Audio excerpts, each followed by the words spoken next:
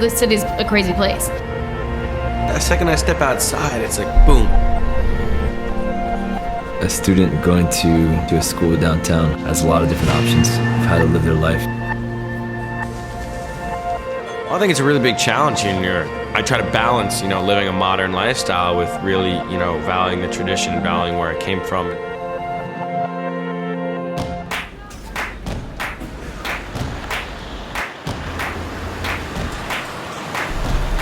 God wants to be with us. God wants to hang out with people. So we create a space for God to hang out.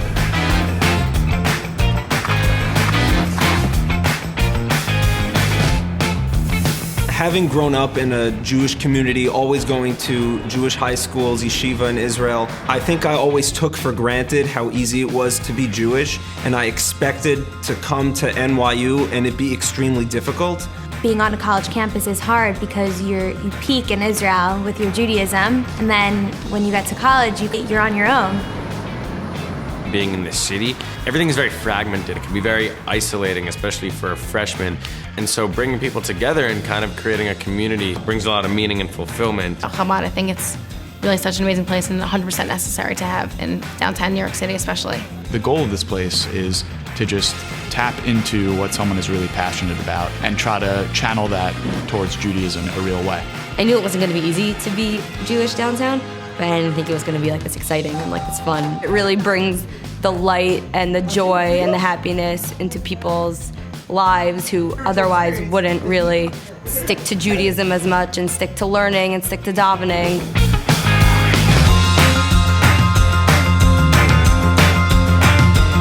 This place serves as an alternative to bars in the sense that you can come and you can socialize with other Jewish people. It's an open door policy. You could do your work here, you can eat here, you can invite people here. When I need a meal, when I need someone to ask for advice, when I need friends to be around, this is where I come to. You belong. It's really like magical. Everyone really cares about each other. And you just say, wow, these people have something real about them. Chabad is a safe space, a place where people could come to and open up and be real about their relationships. You can have a real intimate conversation about real issues, real things going on, things we're struggling with. About a year and a half ago, my brother passed away. This community was like really, really integral in helping to support me. My connection with Rabbi KORN is very, very deep. He was able to work with me throughout all my problems after my brother passed away and kind of like guide me and give me the patience, give me the strength. There's never an ounce of judgment. It's just love and support and like him trying to guide me to be the best version of me. I'm very thankful to Rabbi and Sarah KORN. They could always come here and they will gladly take time out of their schedule to kind of guide us. Sarah is the mother of this place, so I think especially for me because I'm so far away from my family. My job is to help them figure out what they're here to achieve. I feel so happy to work for the community. I love my life, so I want other people to love their life.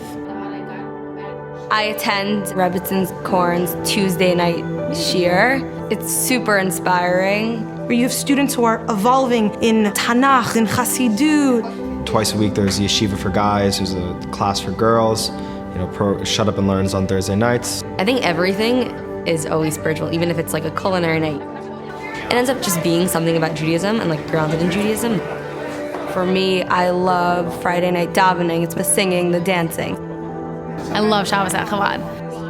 I actually went to Barnard, and my brother was at NYU at the time, and he started bringing me to Chabad for Friday night dinners, and I started coming every week, and I fell in love with the community. So then I transferred to NYU because of Chabad.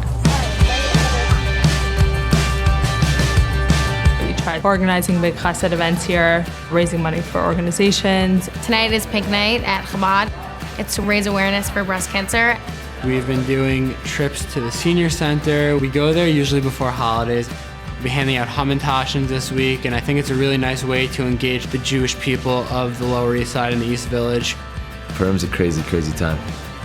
It's just a lot of fun at Purim. We had a few hundred kids. We almost had to start cutting people off because there's not enough space for everyone who wants to be here. Every program that we do is led by students. We measure the success of our events by how hands-off the staff is and measure the growth of this community by the leadership and the power that our students have.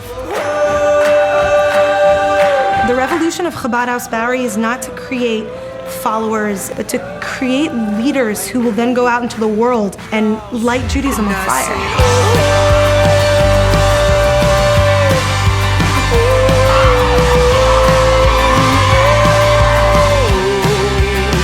In 18 years, the amount of students and young professionals that have been impacted by the work of Chabad House Bowery is in the thousands. This year's freshman class is triple in size what the previous incoming classes have been. When we watch what happens to students when they come here, when we can really give them the attention we know how to give them, we're able to change their life. Thank God.